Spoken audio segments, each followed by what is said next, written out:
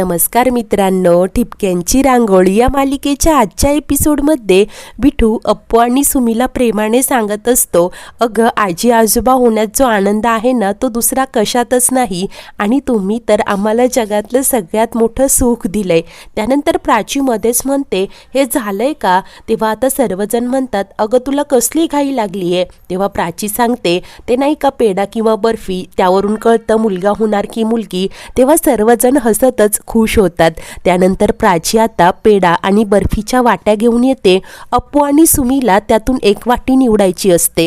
अप्पू म्हणते, सुमी आधी तू निवड, कारण तू तर गुड न्यूज आधी दिलीस ना. तर सुमी सांगते, नाही अप्पू, लहान कोण आहे, त्यामुळे आधी तू काढ. आता दोघींचेच वाद सुरू असतात. तेव्हा विठू मध्येच म्हणतो, आपण एक काम करूयात का? आम्ही सर्वजण 1 2 3 म्हणतो आणि तेव्हा तुम्ही दोघी एक सोबत ती वाटी काढा. तेव्हा आता दोघीही तयार होतात. त्यानंतर सर्वजण 1 2 3 असं म्हणतात. अप्पू आणि सुमी पटकन वाटी बाजूला करतात आणि बर्फी असते ते पाहतात सर्वच जण तर खूपच खुश होतात. सुमी निखिलला म्हणते, तुम्हाला मुलगीच हवी होती ना, बघा आपल्याला मुलगीच होणार. अप्पू एक्साइट होत म्हणते, अच्छा मला पण मुलगीच होणार. तर पन्नाचा आनंद गगनात मावेनासा होतो. ती म्हणते, वहिनी आपल्या घरात 2 2 लक्ष्मी येणार का? आपण ना सुमी आणि प्राचूला कसे पूर्ण घुंगराचे पैंजण केले होते तसे करूयात. तेव्हा सुवा म्हणते, अगं हो हो पन्ना. मानसी सांगते, म्हणजे आता वरुणला राखी बांधायला 2 2 बहिणी येणार तर अप्पू सांगते, मी तर दोघींची नावं सुद्धा ठरवलीत, तेजू आणि मनू. तेजू म्हणजे तेजस्विनी आणि मनू म्हणजे मनस्विनी. सुवा म्हणते, अगं पण यातली तेजू कोण आणि मनू कोण? तेव्हा अप्पू आता स्वतःच्या पोटावर हात करत म्हणते की ही तेजू. तेव्हा आता निखिल म्हणतो, मग आमची ही मनू. तर आता पन्ना म्हणते, अगं पण जर का दोघींपैकी एकाला मुलगा झाला तर? तेव्हा अप्पू हसतच सांगते, सोपं आहे, हा तेजस आणि हा मानस. तर आता प्राची मध्येच म्हणते, अगं पण नाव तर आत्या ठेवते ना, मग अप्पू तू कशी नावं ठेवलीस? तेव्हा अप्पू म्हणते की, काय ग प्राचू, मी ठेवलेली ही नावं तुला आवडली नाहीये का? तेव्हा सुवा म्हणते, आता दोघीही भांडू नका, जरा शांत व्हा. तेव्हा प्राची म्हणते, त्यापेक्षा आपण फोटो घ्यायचा का? तेव्हा आता सर्वच जण तयार होतात आणि छानशी पोज देत एक फोटो क्लिक करतात. त्यानंतर आता डोहाळे जेवणाच्या कार्यक्रमात गाण्यांची रंगत येते. माई अप्पूला तर सुवा प्रेमानेच सुमीला घेऊन येत असते. तर प्राची, पन्ना आणि मानसी तिघीही मिळून कोणीतरी येणार ग या गाण्यावर सुंदरसं नृत्य करत असतात. जण खूपच खुश आणि आनंदी असतात. अप्पू आणि सुमीचा आनंद तर गगनात मावेनासा झालेला असतो. नृत्य करताना प्राची आणि मानसी आता शशांक आणि निखिलला देखील घेऊन येत असतात, परंतु ते दोघेही लाजतच बाजूला जात असतात. माई आणि सुवा देखील गाण्याच्या वेळी प्रेमानेच दोघींचंही खूपच कौतुक करत असतात. तर गाणं संपताना अप्पू स्वतःच उठून नाचायला लागते. तेव्हा सर्वच जण तिला आवर घालतात. तेव्हा अखेर अप्पू खाली बसते. त्यानंतर हा सुंदरसा डोहाळे जेवणाचा कार्यक्रम अखेर पार पडलेला असतो. दुसऱ्या दिवशी आता हे चौघेही जण डॉक्टरकडे गेलेले असतात. त्यांना अमयला चहा आणून देते. तेव्हा अमय म्हणतो, खूप वेळ झाला, हे चौघे अजून आले का नाही? आणि तितक्यात अप्पू, शशांक आणि सुमी व निखिल घरी येतात. दाराशी आलेले असतात. सर्वांचे चेहरे खूपच काळजीत असतात.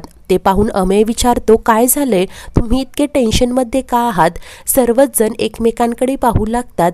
तेव्हा शशांक सांगतो, डॉक्टरांनी सोनोग्राफी करायला सांगितली होती, परंतु अपूर्वाचे रिपोर्ट तितके चांगले नाहीयेत. प्रेग्नेन्सीमध्ये जरा कॉम्प्लिकेशन्स आहेत, त्यामुळे डॉक्टरांनी सक्तीचा आराम करायला सांगितलाय. देखील खूपच रडवेली झालेली असते, परंतु शशांक तिला आधार देत असतो.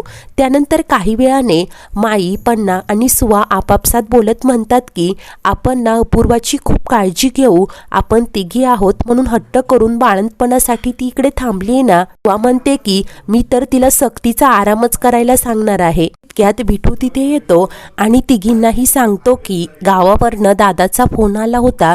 दुर्गा आत्याची तब्येत खूप सिरियस आहे. तुम्हा दोघींना घेऊन आपल्याला तातडीने तिकडे निघावं लागणार. तेव्हा सुवा म्हणते, अहो पण घरात 2 2 मुली गरोदर आहेत, त्यात अप्पूची तब्येत एवढी नाजूक. तेव्हा विठू म्हणतो, परंतु सिरियस आहे म्हणूनच दादाने फोन केला ना, आपल्याला जावंच लागणार. तेव्हा पन्ना आता सुवाला सांगते, बहिणी काळजी करू नका, मी आहे, घेईन दोघींची काळजी. तेव्हा आता सुवा आणि माई विठूसोबत गावी निघून जातात.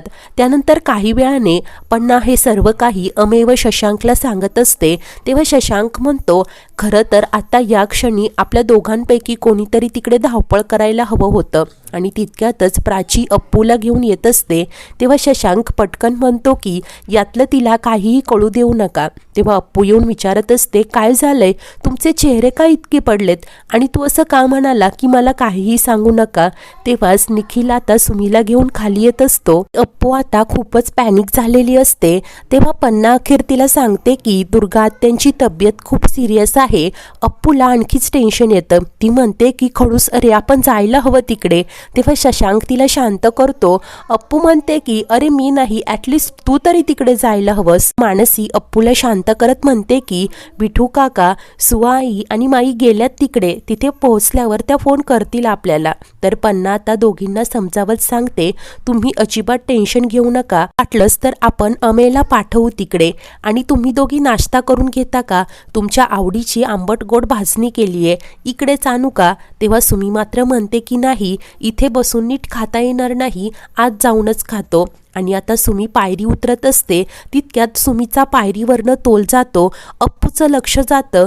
अप्पू पटकन तिचा हात पकडायला जाते आणि अप्पूचाच पाय पायरीवरनं घसरून ती धाडकन खाली पडते. पाहताच शशांक जोरानेच अपूर्वा असं ओरडतो. अप्पू मात्र खाली पडून बेशुद्ध झालेली असते. सर्वच जण खूप घाबरून जातात. पन्ना आणि प्राची तिच्या तोंडावर पाणी शिंपटत तिला उठवण्याचा प्रयत्न करतात. अमेय डॉक्टरांना कॉल करत असतो. तेव्हा निखिल म्हणतो की इतका वेळ नाहीये, हिला उचला आणि पटकन हॉस्पिटलला घेऊन जा. तेव्हा शशांक आता अप्पूला उचलून हॉस्पिटलला घेऊन जातो. सुमी देखील खूपच घाबरलेली असते. ती रडतच मागे जायला लागते. तेव्हा निखिल तिला शांत करतो. सुमी मात्र पॅनिक होत बोलते की माझ्यामुळे पडली ती, मी कडनं पडणार होते, मला सावरायला गेली आणि ती पडली. सुमीला शांत करण्याचा खूप प्रयत्न करत असतो. तर इकडे शशांक आणि अमेय अप्पूला घेऊन हॉस्पिटलमध्ये आलेले असतात. स्नेहलता येऊन अप्पूला ICU मध्ये शिफ्ट करतात आणि शशांकला म्हणतात, तू शांत हो, इकडेच बाहेर बस. शशांक मात्र खूपच पॅनिक झालेला असतो. तो रडतच म्हणतो की ही डोळे उघडत नाहीये, डोळे उघडले तर कळायला काही मार्ग आहे ना. अमेय शशांकला धीर देत म्हणतो की काळजी करू नकोस, अरे सुमीला सावरायला गेली आणि तोल गेला तिचा. तेव्हा शशांक रडतच म्हणतो, अरे समोरून कोणीतरी सुमीला सावरलं असतं, स्वतः प्रेग्नेंट आहे कळत नाही का, स्वतः उडी मारायची काय गरज होती, त्याला आणि अपूर्वाला काही होणार तर नाही ना, असं बोलत असतो. आता रडायला लागतो. तेव्हा अमेय म्हणतो, शशांक शांत हो, माई काय म्हणते वास्तू तथास्तू म्हणते ना, असा विचार करू नकोस, काहीही होणार नाही. इकडे घरी पन्ना आता विघ्नहर्त्यासमोर दिवा लावते आणि हात जोडतच प्रार्थना करते की यावेळी जेव्हा जेव्हा कानिटकर कुटुंबावर संकट आलं तेव्हा तेव्हा तू बळ दिलंस. आत्या आजींची तब्येत लवकर बरी होऊ देत, अपूर्वा आणि तिच्या बाळाला सुखरूप ठेव, अशी मनापासून प्रार्थना करते. तर इकडे बाहेर आता मानसी अमेयसोबत फोनवर बोलत असते. प्राची आणि मानसी दोघीही हॉस्पिटलला जाणार असतात. तेव्हा निखिल म्हणतो की मी सुद्धा येऊ का?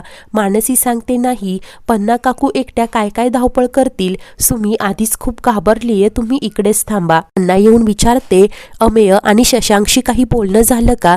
तेव्हा मानसी सांगते, होय आत्ताच बोलणं झालंय, अप्पूला चेकअपसाठी आत नेलंय, परंतु अजून काहीही सांगितलेलं नाही.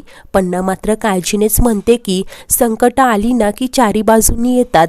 रात्री अचानक आत्याजींची तब्येत बिघडली म्हणून या सगळ्यांना जावं लागलं, त्यांना फोन करून सांगू का? तेव्हा मानसी म्हणते, नका काळजी करू, माझ्या प्रेग्नन्सीच्या वेळेस सुद्धा संकट आलीच होती ना, परंतु आपण सगळ्यांनी मिळून ती परतून लावली. प्राची म्हणते की अप्पूने तर कधीच कुणाचं वाईट केलं नाही, उलट जमेल तशी प्रत्येकाला मदत करते ती, मग तिच्याच बाबतीत असं का व्हावं? तेव्हा पन्ना म्हणते, प्राचू शांत हो, काहीही होणार नाही. तर इकडे हॉस्पिटलमध्ये आता अमेय येऊन सांगतो की अप्पूची तब्येत आता स्टेबल आहे, परंतु तिला भेटता येणार नाही, उगीच तिला टेन्शन यायला नको ना, म्हणून डॉक्टरांनी बजावलंय. शशांक मात्र हतबल होत आता खाली बसतो आणि म्हणतो की मी कमी पडलो, एक बाप म्हणून, नवरा म्हणून मी कमी पडलो. मी नाव कमवलं, अवॉर्ड्स कमवले, परंतु काहीही कामं आलं नाही. अमेय त्याला धीर देत म्हणतो की कमी पडलास, मग आत्तापर्यंत अप्पू आणि बाळासाठी जे जे चांगलं केलं ते कोणी केलं, आणि आत्ता सुद्धा आपण तिला सगळी बेस्ट ट्रीटमेंट देणार आहोत ना, उगीच काळजी करू नकोस असं समजावत असतो. आणि तितक्यात अप्पूला स्ट्रेचरवरनं घेऊन जात असतात.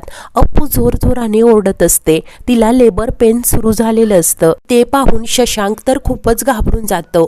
डॉक्टर सांगतात ती कमरेवर पडल्यामुळे कॉम्प्लिकेशन्स जरा वाढलेत, तिची पोझिशन सुद्धा हललेली आहे, कदाचित सी सेक्शन सुद्धा करावं लागू शकतं, आणि तुम्ही दोघे चालात, घरातलं कोणीच आलं नाही का असं विचारतात. अमेय सांगतो गावी आमच्या आजीची तब्येत अचानक बिघडलीये, त्यामुळे सगळे तिकडेच गेले. तर शशांक मात्र पॅनिक होत डॉक्टरांना सांगतो आता सगळं तुमच्याच हातात आहे. तेव्हा डॉक्टर स्नेहलता बोलतात तू काळजी करू नकोस, I will give my best, आणि त्या आता आत निघून जातात.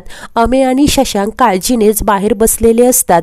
आणि तेव्हाच एक नर्स आता शशांककडे कन्सेंट फॉर्म घेऊन येते, सांगते की जर का काही कॉम्प्लिकेशन्स वाढले, काही इमर्जन्सी आली तर डॉक्टरांनी सांगितल्याप्रमाणे सी सेक्शन सुद्धा करावं लागू शकतं. त्या फॉर्मवर सही करताना शशांकचा हात मात्र थरथरत असतो. तेव्हा अमेय त्याला आधार देत त्याच्या खांद्यावर हात ठेवतो आणि शशांक अखेर त्या फॉर्मवर सही करतो. तर शशांक आता ऑपरेशन थिएटरच्या काचेतूनच जेव्हा आत डोकावतो, पाहतं तर अप्पूला खूपच वेदना सुरू असतात आणि डॉक्टर तिला स्टेबल करण्याचा प्रयत्न करत असतात. आणि शशांक जेव्हा काळजीनेच अप्पूकडे पाहत असतो, त्याच्या डोळ्यासमोर दोघांच्याही प्रेमाच्या अनेक आठवणी दिसत असतात. तर पुढील भागात मानसी आणि पन्ना हॉस्पिटलमध्ये आलेले असतात आणि अमेयजवळ अप्पूच्या तब्येतीची चौकशी करतात. तेव्हा अमेय सांगतो की डॉक्टरांनी अप्पूची डिलिव्हरी करायचं ठरवलंय. तेव्हा मानसी धक्क्यानेच म्हणते काय, अप्पूची पण डिलिव्हरी 7व्याच महिन्यात करताय? तेव्हा अमेय म्हणतो आधीच तो खूप पॅनिक झालाय, त्याला असं वाटतंय की तुझ्यासोबत जे झालं होतं ते अप्पूसोबत देखील, असं म्हणत गप्प होतो. शशांक मात्र खूपच टेन्शनमध्ये असतो.